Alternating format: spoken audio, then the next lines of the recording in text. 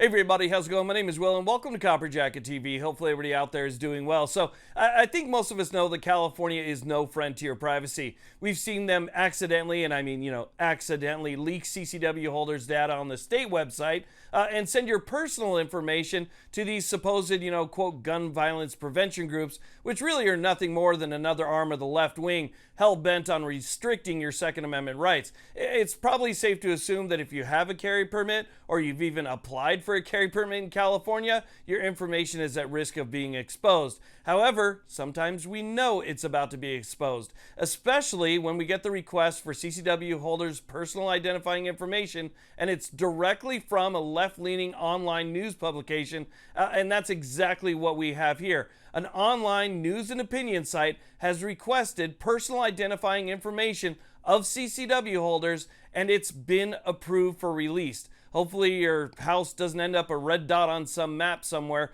but this is something that's really important that we need to talk about today, so let's get to it.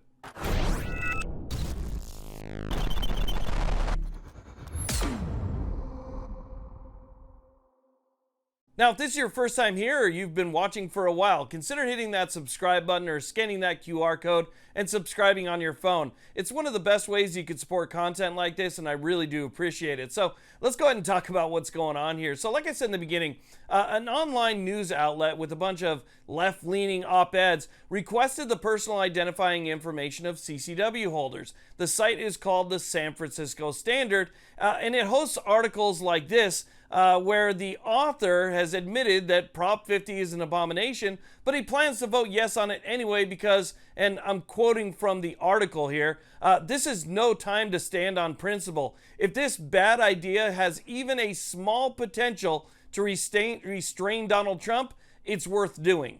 Now, I don't know about you, but when I read something like that on a news site, it doesn't give me the warm and fuzzies knowing that they have my personal data.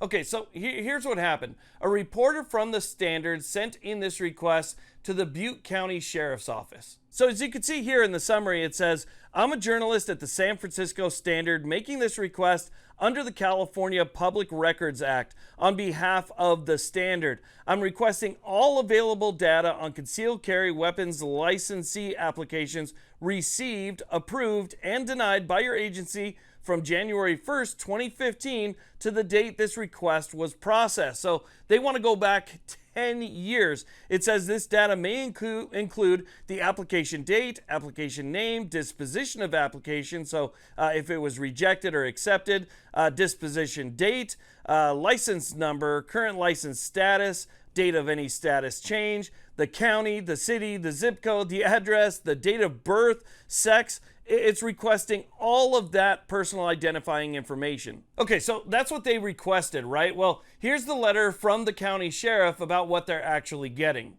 Okay, so here's the letter that went out from the sheriff to CCW applicants and holders, where it says on October 13th, 2025, the Butte County Sheriff's Office received a California Public Record Act request from Tomo Chin. I'm not sure if I'm pronouncing that correct, and I don't really care.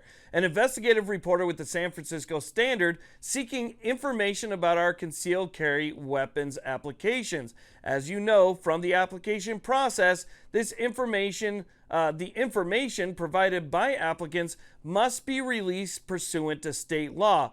We have included a copy of the original request with this letter for your review. We take the privacy of our community members and CCW applicants very seriously. Obviously you don't, because you had to give it up. After extracting the information from our system, we found that not all fields were extractable. We reviewed the extractable data with the Butte County Counsel's Office and determined that the Public Records Act mandates the release of certain information regardless of our preference to protect applicants' privacy. In compliance with the law, we provided only the records that are subject to disclosure and were extractable from our system. The data released includes the following: first name, middle name, last name, application date, license number, current license status, whether it's active, expired, suspended, revoked, city, zip code, date of birth, and sex. So just about everything that they were asking for.